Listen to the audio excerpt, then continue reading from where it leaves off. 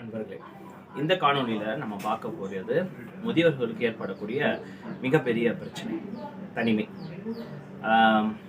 எனக்கு இதுக்கு தீர்வும் காண போகிறோம். எப்படி உங்களை சுற்றி ஆளுங்க இருக்கணுமா, உங்களை சுற்றி நண்பர்கள் இருக்கணுமா, அதுக்கான என்ன செய்தால் வரும் அப்படிங்கிறதுக்கான திருக்குறளோட விளக்கமும் கொடுக்க போகிறோம்.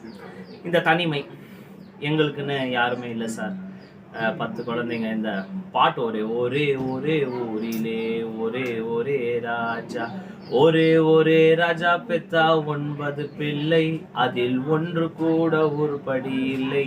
அட போங்கடா இந்த வளர்த்த நாய மேலுன்னு ஒரு முக்கியமான பாடல் வரிகள் இங்கே நினைவு ஊத்துறேன்.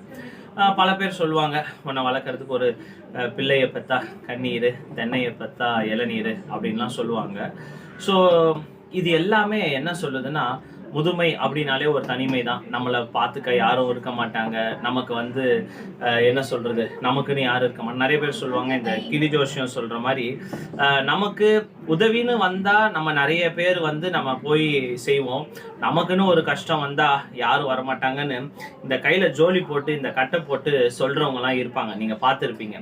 அவங்களாம் சொல்லுவாங்க, நீங்கள் 4 பேருக்கு உதவி செஞ்சுருப்பீங்க, உங்களுக்குன்னு ஒரு உதவின்னு இருந்தால் யாரும் வரமாட்டாங்க.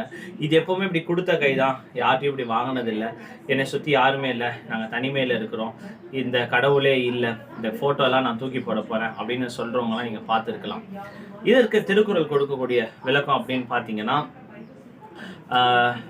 கொடுத்தலும் இன்சொலன் ஆற்றல் அடுக்கிய சுற்றத்தால் சூழப்படும்.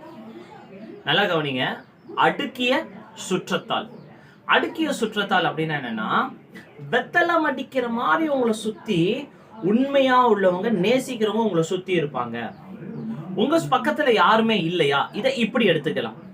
உங்க பக்கத்துல யாருமே இல்லையா, உங்களுக்கு அன்பு செலுத்த யாருமே இல்லையா, உங்களுக்காக ஒரு கூட்டம் இல்லையா, உங்களுக்கு அன்பு செய்ய யாருமே இல்லைன்னா இந்த 2 தவறுகளை நீங்க வாழ்க்கையில செஞ்சிருப்பீங்க. ஒண்ணு, கொடுத்துருக்க மாட்டீங்க. எல்லாமே எனது, எனக்கு உபயோகமா இருக்கட்டும், நாளைக்கு எனக்கு இது உபயோகமா இருக்கும், இது நான் வச்சுக்கிறேன், மீதியை கொடுக்குறேன், தனக்கு மிஞ்சியதுதான் தானம். ஓகே, தனக்கு வச்சுக்கலாம். ஆனா மிச்சத்தையும் எச்சத்தையும் கொடுப்பதுக்கு பதிலா தன்னையே கொடுக்க வேண்டும். அன்பில்லார் எல்லாம் தமக்குரிய, அன்புடையார் என்புமுரியர் பிறருக்கு.